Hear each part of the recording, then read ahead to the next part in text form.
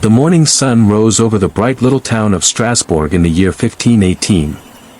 The stone streets warmed under the light, and the colorful timber frame houses looked cheerful as people opened their shops. Children laughed, bakers arranged fresh bread on their stalls, and horses pulled carts full of apples. Everything felt normal, peaceful, and calm. In the middle of this quiet morning walked Elise, a curious 12-year-old girl with brown braided hair and a simple green dress. Her brown shoes tapped lightly on the stones as she walked through the marketplace, greeting neighbors and enjoying the warm smell of fresh bread. She always carried her small notebook in a cloth satchel. Elise loved writing down anything interesting she saw. She never knew when a story might begin. But on this warm morning, something very unusual happened. Elise was walking along the street, watching a man set out apples, when she noticed a door open across the square. Slowly, a woman stepped out of her stone house. This woman was named Frau Troffea. She was 35 years old, with a gentle face and long brown hair tied neatly in a braid. She wore a simple light brown wool dress, a white apron, and soft brown shoes.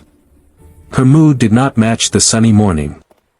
She did not look excited or happy, she looked tired, worried, and very quiet. Elise paused and tilted her head, watching carefully. Then something strange happened. Frau Troffea lifted one foot. She lifted the other. And she began to dance. At first, Elise thought it was a small joke. Maybe Frau Troffea was playing, she thought. Maybe she was dancing to make the children laugh. Elise smiled a little and took out her notebook, ready to write about this funny sight. But as Elise watched, her smile slowly faded.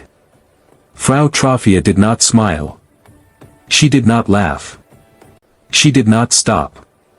Her feet tapped faster and faster on the stone street, as if pulled by invisible music that no one else could hear. Her braid swung left and right. Her soft brown shoes scraped again and again against the stones. Elise felt a strange feeling in her chest. This did not look like happy dancing. This looked wrong. Curious and worried, Elise decided to follow her. Frau Troffea moved out into the wider street, her steps quick and sharp. Elise walked behind at a safe distance, her notebook clutched to her chest. She thought maybe the woman had heard good news. Maybe she was excited about something. But as they reached the open marketplace, the dancing only grew wilder. People began to notice. Soon, a circle formed around Frau Troffea. People whispered and pointed. "Is she practicing for a festival?" one woman murmured. "Maybe she's happy about some good news," another suggested. Then, something even stranger happened. A baker woman, her arms full of fresh bread, stepped out of her shop dancing. A woman carrying a basket of bread dropped it on the ground and started dancing. Gradually the dancing plague spreads all over the town. Elisa noticed the people with this dancing plague look scared, they are not happy. That means something is wrong. Just then, a man came running through the crowd, pushing his way to the front. It was Hans Troffea, Frau Troffea's husband. He was 40 years old, with a short brown beard, calm eyes, and strong farmer's hands. He wore a blue long-sleeve shirt, brown trousers, and boots covered in dust from farm work. "Frau Troffea. Are you all right?" he shouted, reaching out toward her. But she did not answer. Her face was blank, her eyes unfocused. Her arms moved in strange patterns, and her feet kept tapping, hopping, and spinning, never resting for even a moment. Hans grabbed her by the shoulders, trying to steady her. For a moment, it looked like she might stop. But her body kept moving. Her feet slid and kicked even while he held her. Her head shook, and her hands twitched. It was like her body was being pulled by invisible strings. As the day went on, more odd things began to happen. Among the crowd, a man suddenly shook his head, dropped the wood he was carrying and started dancing. One by one, in different corners of the square, people began to dance uncontrollably, some with fear, some with confusion, some with wild, nervous laughter. Elise watched with wide eyes. "This is no game," she whispered to herself. Hans Troffea wrapped his arms around his wife, trying to guide her away. He pulled her toward their house, but even as they walked, her body kept shaking and stepping. He felt her muscles trembling under his hands. When he asked, "What is happening? Can you hear me?" her answers were broken, confused, and sometimes not there at all. That was when people began to understand. This was not a festival. This was not a joke. Something strange had entered the town. Word spread quickly. The mayor of the town, Mayor Gerhard, soon arrived. He was a big man with a red coat, a wide hat, and a round face that now shone with sweat as he hurried into the square. "What is going on in my town?" he cried. "Why is everyone dancing like this?" Before anyone could answer, another person in the crowd started dancing. Then another. And another. The dancers' faces were tired, their legs weak, but still they moved. That evening, the mayor made a decision. Mayor Gerhard announced loudly, and ordered the people to take all the dancing people with the plague, to a large wooden hall close to the city center, that doctors will come to check on them. Messengers ran through Strasbourg, about the dancing plague. The people. Bring anyone with the dancing sickness to the hall. The next day, the big hall was filled. Men, women, and even some children who could not stop dancing were brought inside. Their feet had blisters, their faces were pale, and sweat ran down their necks. Dr. Albrecht, the head of the doctors that came to check on them, watched from the side, his arms folded, his face horrible. "This is helping," he muttered. Outside the hall stood another man, watching quietly. His name was Father Lucas, the town priest. He dressed in a long black robe and wore a simple wooden cross around his neck. He had kind, tired eyes and gentle hands. While others argued about blood and sickness, Father Lucas listened, to the cries, to the fear, to the confusion. "Maybe this is not just a sickness of the body," he said softly. "Maybe their hearts are tired. Maybe their spirits are afraid." Some people believed the dancers were cursed. Others thought it was bad air, or magic, or punishment. No one was sure. The mayor had tried everything for the people to get well. He allowed the doctor to treat them. No improvement. He called on Father Lucas to pray for them. Father Lucas stepped forward with a different idea. "We must bring calm, not more noise," he said softly. "Not more heat. Quiet voices. Soft hands. Gentle care." He did not shout or wave his arms. Instead, he walked gently among the dancers, speaking in a calm voice. "Let us help them rest. One at a time. Take them somewhere quiet. Away from crowds.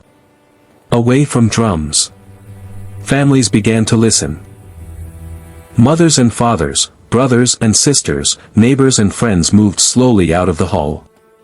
With Father Lucas guiding them, they each took the hand of someone who was dancing. "Come," they whispered. "We will help you." They carried tired dancers inside their homes, laid them on soft beds, cooled their faces with damp cloths, and gave them water to drink. Some lit candles and prayed quietly. Others held hands and hummed gentle, slow songs, not to make them dance, but to help them feel safe. Elise watched all of this and wrote in her notebook. When people used noise and crowds, the dancing grew stronger. When people used calm and kindness, the dancing began to slow. Days passed. Some dancers slowed and finally stopped. Others still trembled and kicked in their sleep. The whole town moved carefully, speaking softly, walking slowly, as if Strasbourg itself did not want to wake the sickness again. Frau Troffea, the first dancer, had been brought home by her husband Hans. He had never left her side. For almost a week, her legs had moved as if they belonged to someone else. But one evening, as the sun turned the sky orange and pink, her strength finally broke. Her knees buckled. Her body gave out. Hans caught her just in time, holding her close as she collapsed into his arms. He carried her inside their warm wooden house, his eyes filled with tears. "It's over," he whispered, his voice shaking. "She has stopped." They laid her on a soft bed and covered her with thick blankets. Her braid had loosened, strands of hair sticking to her damp forehead. Her face looked thin and exhausted, and her feet were red and swollen from days of endless movement. Hans held her hand and did not let go. He gave her warm soup when she could swallow. He wiped her face with a cool cloth. He whispered to her even when she did not answer. "I'm here. You're safe. Rest now." For 2 whole days and nights, Frau Troffea slept. The house was quiet except for her gentle breathing and the soft crackle of the fire. When she finally woke up, the room was filled with soft morning light. She blinked, confused, and looked around. "What happened?" she asked weakly. Hans squeezed her hand, his eyes shining. "My love, you danced," he said softly. "You danced for days. You could not stop." Frau Troffea gasped. She tried to remember, but her mind was like a foggy window. She remembered feeling tired. She remembered feeling worried. And then, nothing. "I don't remember," she whispered. "It's all right," Hans said. "You are safe now. That is what matters." Little by little, the rest of the town also began to recover. People who had danced until their legs trembled now lay in their own beds, resting. Families continued to care for them, with water, food, quiet prayers, and warm hands. The big wooden stage was taken apart. The drums and flutes were put away. The hall was cleaned and emptied. Slowly, the sounds of normal life returned. After about a month, Strasbourg looked peaceful again, just like before. Children played with wooden toys in the streets. Bakers laughed with customers as they sold warm bread. Horses clopped slowly through the stone streets, pulling carts full of apples once more.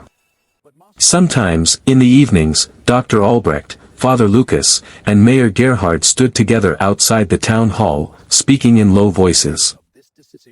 "We may never know what caused it," Dr. Albrecht admitted, pushing his glasses up his nose. "Was it sickness?" Mayor Gerhard asked. "Was it fear?" Father Lucas wondered. "Or sadness? Or something we cannot name?" They did not find a clear answer. One afternoon, Elise stood in the center of the calm village with her notebook. The same streets that had once been filled with tired, frightened dancers were now filled with laughter and quiet conversations. Birds chirped softly on the rooftops. The sun warmed the colorful houses. Elise opened her notebook to the last empty page. She thought about everything she had seen, the strange dancing, the fear, the mistakes, the noise, the music, the prayers, the calm, the kindness. Then she wrote her final thought. Sometimes strange things happen, and nobody knows why. But when people help each other, stay calm, and stay kind, even the strangest things can be overcome. She read the words once, smiled gently, and closed her notebook. As the warm sun began to set over Strasbourg, the town was quiet again. The streets were peaceful. The houses glowed softly in the evening light. And somewhere inside a small stone house, Frau Troffea sat by the window, resting her tired feet, while Hans brewed warm tea. In another house, a baker stacked fresh bread. In another, a child laughed. Life had returned. The dancing had ended. But Elisa's story, the story of the dancing town, would stay written in her notebook forever.